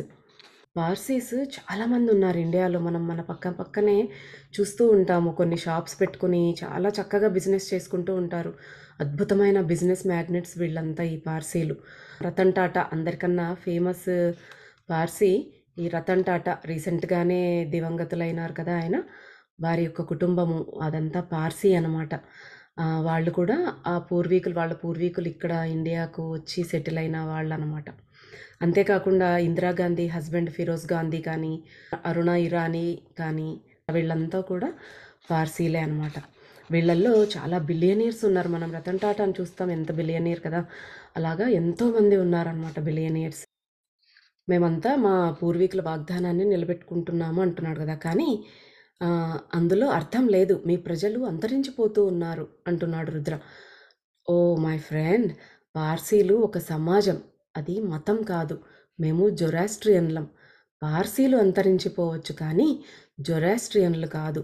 మీరు జొరాస్ట్రియన్ కావచ్చు కానీ పార్సీ జొరాస్ట్రియన్ కాలేరు. నేను చెప్పింది మీకు అర్థమైందా? ఇది ఎలాగంటే మేము జొరాస్ట్రియన్లం, మాది ఒక సమాజం. అంటే పార్సీస్ అంతా కూడా మేమంతా ఒక కమ్యూనిటీ అన్నమాట. అంతేకాని మాదొక మతం అన్నట్టుగా కాదు. కానీ మీరు జొరాస్ట్రియన్ అవ్వచ్చు ఎవరైనా, అంటే ఆయన బోధలు విని ఇష్టపడి చదువుకున్నవారు కానీ.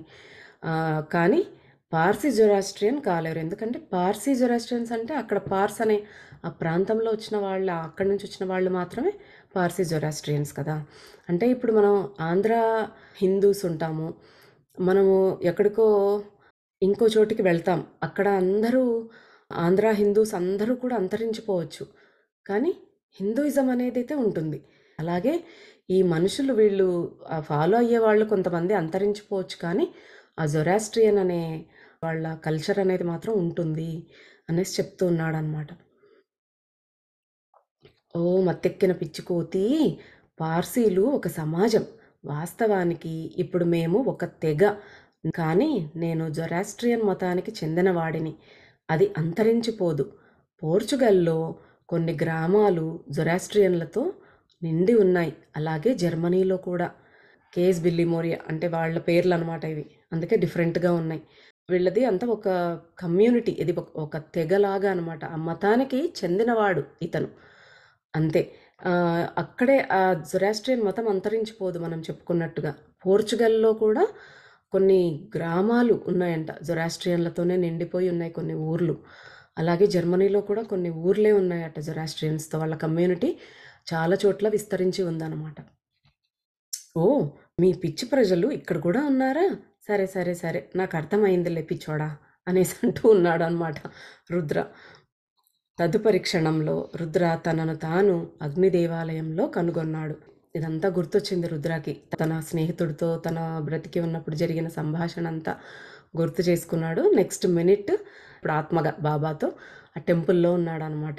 ఆయనకు తెలియకుండానే వెళ్ళిపోతూ ఉంటాడు కదా! ఆ సోల్ ఆ లైట్నింగ్ స్పీడ్‌తో వెళ్ళిపోతుంది. సో, అక్కడున్నాడనమాట. బాబా మనకు కొన్ని సెంటెన్సెస్ రీఇన్ఫోర్స్ చేసి మళ్ళీ చెప్తున్నారు కదా! అలాగా ఇక్కడ ఒక స్పెషల్ సెంటెన్స్ అనమాట. మన గురువు మన కోసం ఏది నిర్ణయించినా దానిని కృతజ్ఞతతో స్వీకరించాలి. అంటే యాక్సెప్ట్ ఎవ్రీథింగ్ విత్ గ్రేస్ అనమాట. అదే నమ్మకం, విశ్వాసం అంటే. ఆయన మన కోసం నిర్ణయించిన దానిని మనం కృతజ్ఞతతో స్వీకరించలేకపోతే ఎంత ఆధ్యాత్మికత అయినా వ్యర్థమే. మనం గత వారం చెప్పుకున్న సెంటెన్స్ ఇది. మనం ఎంత స్పిరిచువాలిటీలో ఉన్నామని చెప్పుకున్నా వేస్ట్. మనకు గురువు ఏదైతే ఇస్తాడో దాన్ని మనం యాక్సెప్ట్ చేసి ముందుకు వెళ్ళాలి. అదే నమ్మకం అంటే, విశ్వాసం అంటే అనేసి చెప్తున్నారు బాబా. తర్వాత రుద్ర కేస్ పక్కన నిలబడ్డాడు. అంటే అతని సోల్, రుద్ర సోల్ నిలబడిందనమాట. కేజ్ ఒక చెక్క బెంచీపై కూర్చుని కళ్ళు మూసుకుని ప్రార్థనలు చేస్తూ ఉన్నాడు. కేజ్ ముందు మండుతున్న అగ్ని జ్వాలలు ఎగిసిపడుతూ ఉన్నాయి. అది చాలా అందమైన ప్రదేశం. మరియు రుద్ర చాలామంది ప్రజలను ప్రార్థిస్తూ పవిత్ర అగ్నికి ఎదురుగా ఉండటాన్ని చూశాడు. అగ్ని ఎదురుగా ఎందుకున్నారు? ఇది అగ్ని దేవాలయం కదా! సో, అగ్నిని పూజిస్తూ ఉన్నారు. అక్కడ అగ్నిగుండం అనేది ఒకటి ఉందన్నమాట. ఒక పవిత్రమైన అగ్ని నెలకొల్పబడి ఉంది. కొందరు గంధపు చెక్క ట్రేపై ఉంచారు. అంటే ఆ ఫైర్ గాడ్‌కి ఆఫర్ చేయటానికని గంధపు చెక్కలు తెచ్చిస్తూ ఉన్నారని వాటినన్నిటిని ఒక ట్రేలో ఉంచారనమాట. ఆ అగ్నిని కాపాడుతున్న పూజారి ఆ గంధపు చెక్కను అగ్నిలో సమర్పించారు. ఇది ఇక్కడి నుంచి చాలా కేర్‌ఫుల్‌గా వినండి. ఎందుకు అంటే మనం ఒక ప్రార్థన చేసినప్పుడైనా, ధ్యానం చేసినప్పుడైనా కూడా మన ఎనర్జీ ఫీల్డ్ మన చుట్టూ ఎలా ఉంటుంది, మనకు కనపడకుండా ఏం జరుగుతుందో చెప్తూ ఉన్నారు. కేజ్ డీప్‌గా అంటే చాలా లోతుగా ప్రార్థనలో మునిగి ఉన్నాడు. అతని శరీరం నుండి ఒక తేజస్సు అంటే ఆరా ఒక లైట్ వెలువడింది. ఒక కాంతి పైకప్పు గుండా ఆకాశంలోనికి కదిలింది. ప్రార్థన చేస్తున్న మరికొందరి నుండి కూడా ఇలాంటి కాంతి పైకి కదులుతోంది.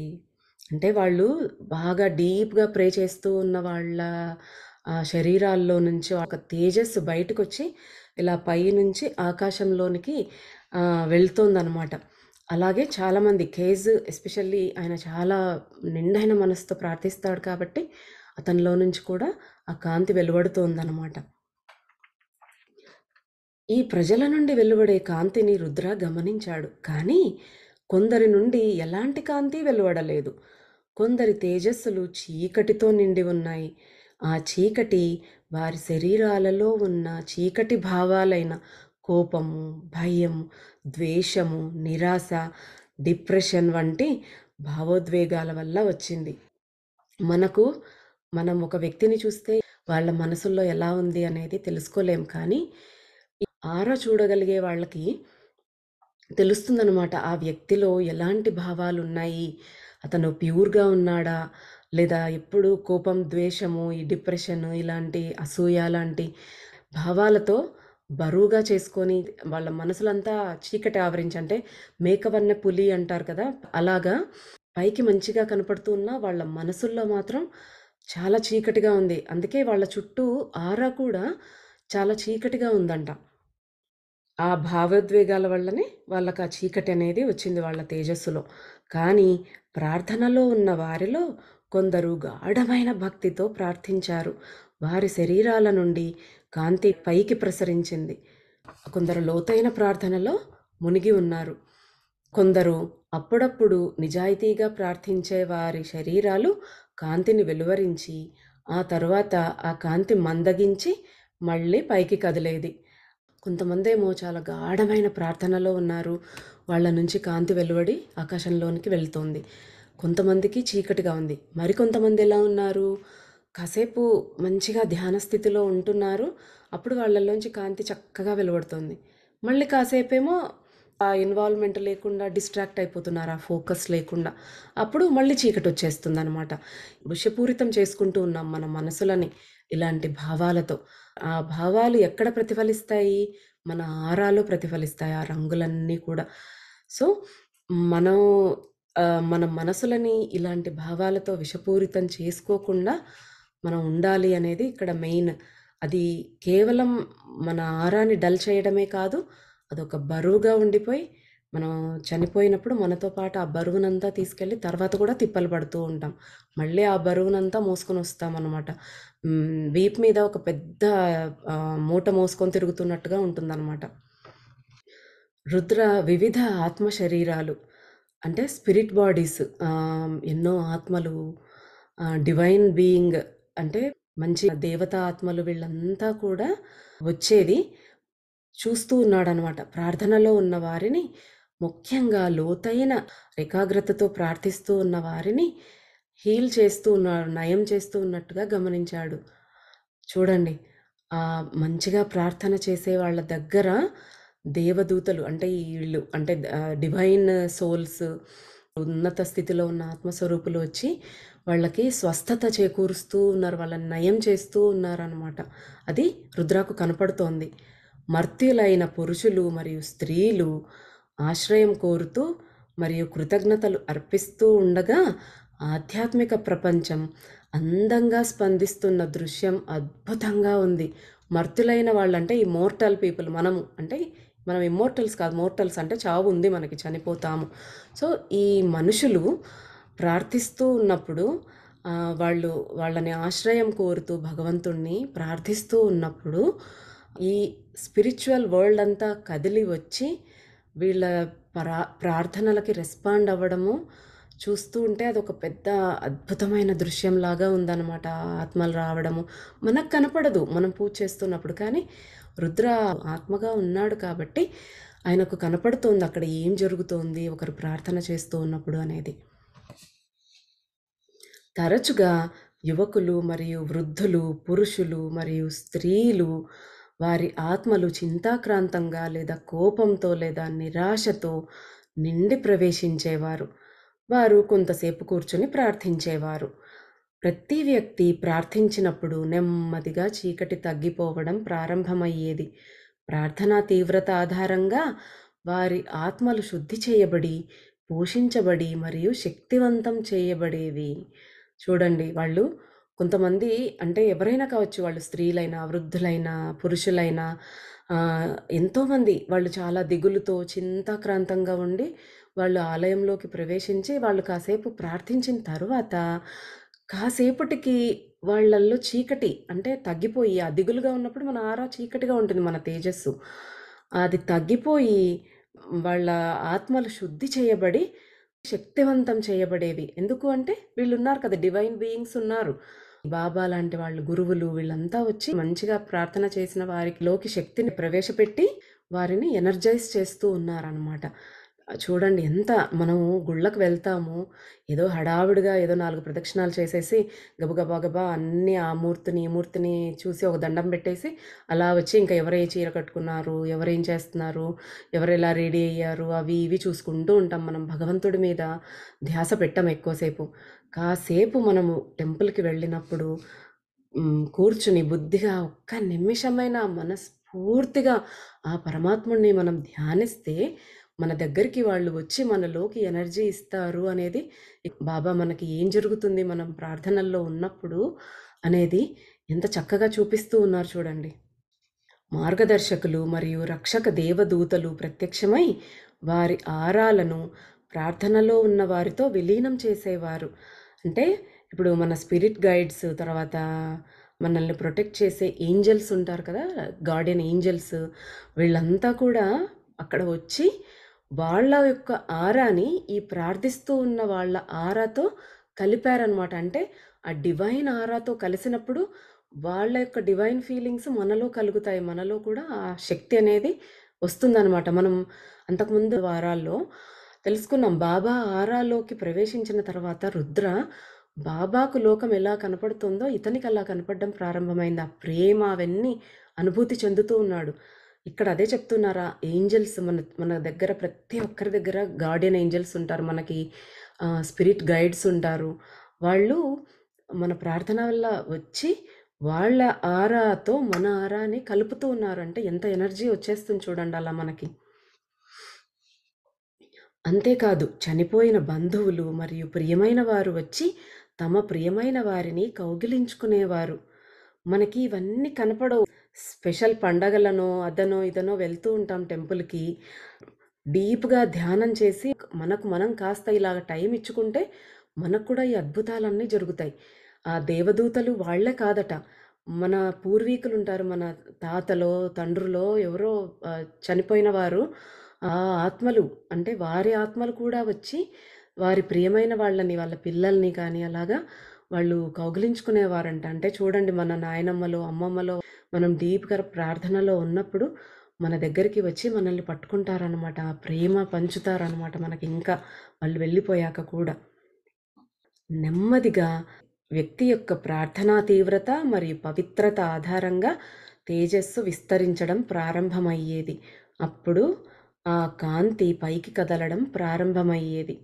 అంటే మనము పవిత్రంగా మన ప్రార్థన తీవ్రతను బట్టి, మన ప్యూరిటీ ఆఫ్ అవర్ మైండ్, మనం ఎంత శుద్ధంగా ఆ ప్రార్థన చేస్తున్నామో దాన్ని బట్టి మన యొక్క తేజస్సు విస్తరిస్తుందనమాట. వాళ్ళ కాంతి పైకెళ్తుంది ఆకాశంలోకి అంటున్నాం. అంటే మన చుట్టూ కూడా మన కాంతిని పక్కన కూడా స్ప్రెడ్ చేస్తూ ఉన్నామన్నమాట.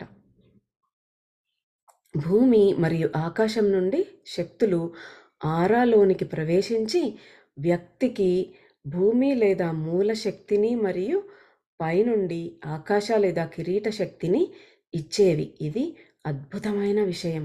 భూమి నుంచి కానీ, ఆకాశం నుంచి కానీ, వాటి ఆ మూలం నుంచి ఏదైతే ఉందో ఆ ఎనర్జీ వచ్చేసి మనకు ఆ శక్తిని, మన ఎనర్జీ పైకెళ్ళడమే కాదు, మనము రిసీవ్ చేసుకుంటున్నాం విశ్వశక్తిని.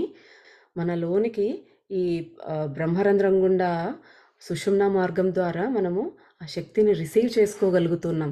మన శక్తిని స్ప్రెడ్ చేస్తున్నాం. అలాగే ఆ శక్తిని రిసీవ్ చేసుకుంటూ ఉన్నామనమాట. ఎంత అద్భుతమో అసలు. ఇప్పుడు నేను మీకు ఎందుకు ప్రార్థించమని చెబుతూ ఉంటానో తెలుసుకున్నావా? ఆత్మ ప్రపంచంలో కూడా నోరు వెళ్ళబెట్టి ఇలా చూస్తున్న నా కుమారుడా అనేసి అంటున్నారు బాబా. నేను ఎప్పుడు ఎందుకు ప్రార్థించమని చెప్తానో అర్థమైందా అనేసి బాబా రుద్రతో మాట్లాడుతున్నారనమాట. ఆత్మ ప్రపంచంలో కూడా నోరెళ్ళబెట్టి చూస్తా ఉన్నావు. అర్థమైందా నీకు అనేసి అడుగుతున్నాడు రుద్రని. బాబా అనేసి రుద్ర వంగి బాబా పాదాలను తాకాడు. నిజానికి బాబా పాదాలు ఇక కనిపించలేదు. అది స్వర్ణ కాంతి వస్త్రం. బంగారు రంగులో వెలిగిపోతున్న బాబా యొక్క ఆ వస్త్రమే కనపడింది. ఆయన పాదాలు కనిపించలేదట నిజానికి. ఇది చాలా అందంగా ఉంది బాబా. గురువులు మరియు ఆత్మ ప్రపంచం ప్రార్థనకు ఎలా స్పందిస్తుందో నాకు తెలిసి ఉంటే నేను గంటల తరబడి ప్రార్థించేవాడిని. చూడండి ఇప్పుడు చనిపోయాక రియలైజ్ అవుతూ ఉన్నాడు. ఇవన్నీ జరుగుతాయని నాకు ముందే తెలిస్తే నేను గంటలు గంటలు ప్రార్థన చేసేవాడిని కదా అంటున్నాడు. మనము రుద్ర కంటే ఎంతో అదృష్టవంతులం. మనకి ఈ విషయాలన్నీ కూడా బాబా తెలియజేస్తున్నారు. కాబట్టి మనం ఇంతవరకు చేసినవన్నీ వదిలేసి సరే ఇక్కడి నుంచి అయినా మనం ఏదో గడగడా గడగడా ఏదో మంత్రాలు చెప్పేస్తూ అలాగ చెప్పాల్సిన అవసరం లేదు. ఒక చిన్న మంత్రమైన ఒక నామస్మరణ అయినా మనం మనస్ఫూర్తిగా పవిత్రంగా శుద్ధంగా మన డీప్గా అంటే అంత నిండుగా చేస్తే మనకి వాళ్ళు పక్కనే ఉంటారనేది ఇప్పుడు మనకు అర్థమైంది కదా. నాకు కుదరదు, నేను ఒకేసారి గంట సేపు కూర్చోలేను, ధ్యానంలో స్పెండ్ చేయలేను, ఇలాగ చెప్తూ ఉంటారు. కానీ ఇవన్నీ మనకు మనం ఇచ్చుకునే ఎక్స్క్యూజెస్ అంతే. మనకు ఇప్పుడు ఫుడ్ చేసుకోవటానికి గంటన్నర టైం స్పెండ్ చేస్తున్నాం కదా తినాలి అని రుచికరమైన ఆహారం. మరి మనము కూడా ఆత్మపరంగా ఉన్నతిగా ఎదగాలి అంటే మన సాధనకి కొంచెమైనా మనం టైం కేటాయించాలి. మనం ముందుకు వెళ్ళాలి అంటే ఇది ఎవరి కోసమో ఏం కాదు, మనం ఒకరికి చేస్తున్న ఫేవర్ ఏం కాదు, మన కోసం మనం చేసుకుంటూ ఉన్నాం. మన ఆత్మ ఉన్నతికి మనం ముందుకెళ్ళటానికి ఇది మనకి మనం ఎవ్వరికి ఏమీ ఉద్ధరించటం లేదు, మనల్ని ఉద్ధరించుకోవటానికే. కనీసం ఒక 10 నిమిషాలు ఒకేసారి ఒక గంట కూర్చోలేను ప్రార్థనలో కానీ ధ్యానంలో అంటే తినే ముందో, తిన్న తర్వాతో, పడుకునే ముందో, లేచిన తర్వాత ఎప్పుడు టైం దొరికితే అప్పుడు అన్నిటికీ మనం ఎన్నో వాటికి టైం స్పెండ్ చేస్తాం. కానీ మనం ప్రార్థనకు స్పెండ్ చెయ్యము. అన్ని పనులు బాగా చక్కగా చేస్తాం. కానీ దేవుడికి పూజ దగ్గర మాత్రమే నాకు ఇంత టైం లేదు ఈరోజు, సో అది షార్ట్ కట్లో చేసేసుకుంటాం. మనం కట్ చేసేది ఏది అంటే ప్రార్థన మాత్రమే. మిగతావన్నిటికీ చక్కగా టైం స్పెండ్ చేసుకుంటాం. 2 గంటలు కూర్చొని టీవీ చూస్తాం, రెస్టారెంట్లకి ట్రిప్పులకు వెళ్తాం, బయట బాతకానీలు వేస్తాం, ఫ్రెండ్స్తో పార్టీలకు వెళ్తాం, పబ్బులకి అన్నీ చేస్తాం. కానీ మనం ఎక్కడ కట్ చేస్తామో నాకు టైం లేదు అని పూజ కట్ చేస్తాం. కాబట్టి దాన్ని మాత్రం కట్ చేయకుండా వేరేవన్నీ తగ్గించేసి ఇక నుంచి ప్రార్థన మీదే మనము మన కాన్సన్ట్రేషన్ పెట్టాలన్నమాట. ప్రార్థన మరియు సేవ ద్వారా నిజమైన భక్తి కంటే అందమైన మధురమైన గీతం ఏదీ లేదు. మనము భక్తితో సేవ చేస్తున్నప్పుడు ప్రార్థన చేసేదానికంటే మధురమైనది ఏదీ లేదంటున్నారు బాబా. నా ఈ పిల్లలందరినీ చూడు, వారి ఆత్మలను చూడు. కొందరు ప్రకాశిస్తారు, కొందరు చీకటిగా ఉంటారు, కొందరు మరణం, ద్వేషం మరియు కోపంతో లోపలికి వెళ్తారు, మరియు నయమై లేదా కనీసం కొంతకాలం శాంతించి బయటకు వస్తారు. కానీ ప్రార్థనలో ఉన్న వారందరూ నిజంగా ప్రార్థించటం లేదు. అక్కడున్న వృద్ధుణ్ణి చూడు, అతని ఆరా చూడు, అది ఎక్కువగా ఏమీ మారలేదు. ఎందుకంటే అతను హృదయం లేదా తన ఉద్దేశ్యం లేకుండా పదాలను గొణుగుతున్నాడంతే. బాబా చెప్తున్నారనమాట, అందరి ఆత్మలను ఒకసారి చూడు. కొందరేమో బ్రైట్గా ఉన్నారు, కొందరు డల్గా ఉంటున్నారు, కొంతమంది డల్గా వెళ్ళి బ్రైట్గా తిరిగొస్తున్నారు, కొంతమంది హీల్ అయిపోయి తిరిగొస్తున్నారు, కొంతమందిలో మంచి ఎనర్జెటిక్గా కొంచెం ప్రశాంతతతో బయటికి రాగలుగుతూ ఉన్నారు. సో ఒక్కొక్కరు ఒక్కొక్కలాగా మనం ఎంత ప్రార్థించామనే దాన్ని బట్టి అందరూ ప్రార్థనలో అందరూ కూర్చున్నంత మాత్రాన వాళ్ళు నిజంగా ప్రార్థిస్తున్నారు అని అనుకోకూడదు. అక్కడ ఒక వృద్ధుడున్నాడు చూడు, అతని ఆరాలో ఏమీ తేడా లేదు. ఎందుకంటే ఇంటెన్షన్ అనేది సరిగా లేదు అతనికి, ఊరికే ఏదో చెప్తూ ఉన్నాడు అంతే అని చెప్తున్నారనమాట బాబా. కానీ బాబా చాలాసార్లు ప్రార్థనలు అర్థం కాని భాషలో ఉంటాయి. మనం అంతేగా స్తోత్రాలు సాంస్క్రిట్‌లో ఉంటాయి. దాని అర్థం నాకు అర్థం కాలేదు.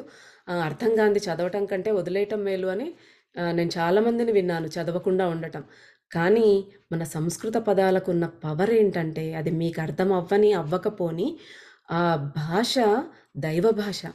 దానిలో ఉన్నవి చదివినప్పుడు మనము ఆ ప్రార్థన, ఆ మంత్రము అది చెప్పినప్పుడు అందులో బీజాక్షరాలుంటాయి.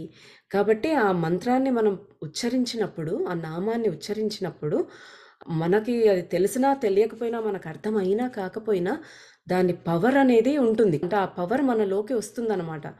అందుకే ఆ మంత్ర జపం అవన్నీ అంత పవర్‌ఫుల్. మరి రుద్రకు కూడా అలాగే డౌటొచ్చింది. "అర్థం గాని భాషలో ఉంటాయి బాబా" అని. అవును నాయనా! తన వంట నైపుణ్యంతో ఈ గెలాక్సీని కూడా పడగొట్టగల నా బంగారు తండ్రి, నువ్వు సరిగ్గా చెప్పావు. చాలా ప్రార్థనలు సాధారణ ప్రజలకు అర్థం కాని భాషలోనే ఉంటాయి. కానీ దేవుడికి అన్ని భాషలు అర్థమవుతాయని గుర్తుంచుకో. నీకు అర్థం కాకపోతే దానివల్ల పెద్దొచ్చిన నష్టమేమి, తేడా ఏమీ లేదు. స్వర్గాలు ఉద్దేశము మరియు మన భక్తి భాషని అర్థం చేసుకుంటుంది బాగా. ఈయనను మళ్ళీ ఇక్కడ గూడా జోకేస్తున్నారు బాబా. నీ వంటతో ఈ గ్యాలక్సీలని పడగొట్టే శక్తి ఉన్న బంగారు తండ్రి, నీ ప్రార్థనలు అర్థం కాని భాషల్లోనే ఉంటాయి. కానీ అర్థం చేసుకొనైనా మనం ఎంత ప్రేమతో చదువుతాము అవన్నీ ఏమి ఉండదు. సో, భాష నీకు పెద్ద అర్థమైనా కాకపోయినా ఇట్ డజంట్ మ్యాటర్. నువ్వు ఏ భాషలో అన్నా మాట్లాడు, ఏ భాషలో అన్నా చదువు, దేవునికి అర్థమవుతది. దేవుడు ఏం చూస్తాడు? మన ఇంటెన్షన్‌ని, మన భక్తి భావనను చూస్తాడు గానీ, నువ్వు ఎంత స్తోత్రం చదివావా, ఏ భాషలో చదివావు అనేది కాదు అనేసి చెప్తున్నాడు బాబా. నువ్వు అవెస్టా లేదా సంస్కృతము లేదా లాటిన్ మాట్లాడినా ముఖ్యమైన విషయం ఏమిటంటే నువ్వు కృతజ్ఞతతో, గౌరవంతో, ప్రేమతో, వినయంతో మరియు పూర్తి శరణాగతితో, పూర్తి సమర్పణతో ప్రార్థిస్తున్నావా అనేదే మెయిన్‌గా. నువ్వు దేవుడు మరియు గురువుతో అనుసంధానం కావాలని ప్రార్థిస్తున్నావా? లేక అపరాధ భావంతో లేదా ఏదన్నా భయంతోనో ఇది చెయ్యాల్సిందే మన సాంప్రదాయం పాటించకపోతే ఏమన్నా అయితదో ఏమో అనే భయంతోనా? లేకపోతే ఏదన్నా ఒక రీజన్ ఇదో ఇది నాకిది గావాలి కాబట్టి ఇది జెయ్యాలి అన్నట్టుగా ప్రార్థిస్తున్నావా? ప్రార్థనలో తీవ్రత లేకపోతే మరియు ఆ తీవ్రతలో భక్తి లేకపోతే నువ్వు కేవలం సమయాన్ని వృధా చేస్తూ ఉన్నావు. మనం చదివే ప్రార్థనలో, మనం చేసే పూజ గాని, ధ్యానంలో ఇంటెన్సిటీ ఉండాలి. మన తీవ్రత ఉండాలి. అందులో ఆ తీవ్రతలో భక్తి లేదనుకోండి, ఏమి యూజ్ లేదు. అంటే ఆ పరమాత్ముడి మీద ప్రేమతోనో, పోనీ కృతజ్ఞత చెప్తూనో, ఆయన మీద భక్తి భావంతోనో, గౌరవం చూపిస్తూనో ఇలా ప్రార్థించాలి మనం. శరణాగతి చేసి అన్నీ నువ్వే తండ్రి అనేసి. అలా చేయలేదనుకో నీ ప్రార్థన, నువ్వు ఊరికే టైం వేస్ట్ చేస్తున్నావు. చేసే పని ప్రేమతో, భక్తితో చేస్తున్నప్పుడే దాని ఉపయోగం ఉంటుంది అనేసి చెప్తూ ఉన్నారు. నేను రామాయణం చెప్పేటప్పుడు ఒక చిన్న బాబుని చూస్తూ ఉంటాను. వాడికి 3 ఏళ్ళే. వాడికి నేను చెప్పేది, నా భాష ఏం అర్థమవుతదో నాకు తెలీదు. కానీ వాడు ఎంత చక్కగా వచ్చి కూర్చుని రామాయణం టైంకి ఆ చెప్పినంత సేపు అది అరగంట గానీ, గంట కానీ కదలకుండా కూర్చొని వింటాడు. ఎంత ఇంట్రెస్ట్‌గా వచ్చి కూర్చుంటాడో. మనం ధ్రువుడిని కూడా చూసాం. మన ధ్రువుడి స్టోరీ మనకందరికీ తెలుసు.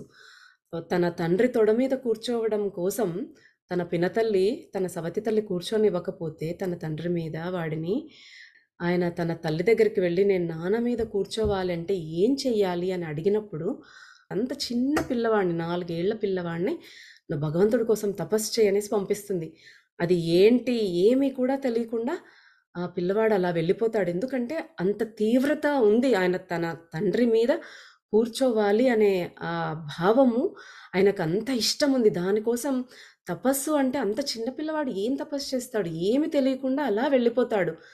దాన్ని చూసి ముచ్చటపడి నారదుడొచ్చి ధ్రువుడికి ఎలాగా ఏం మంత్రం చెప్పాలి? ఎలాగ చేయాలి తపస్సు అనేది ఆయనకు అర్థమయ్యే వాడికి చిన్న బుడ్డోడికి అర్థమయ్యే భాషలో చెప్తాడనమాట.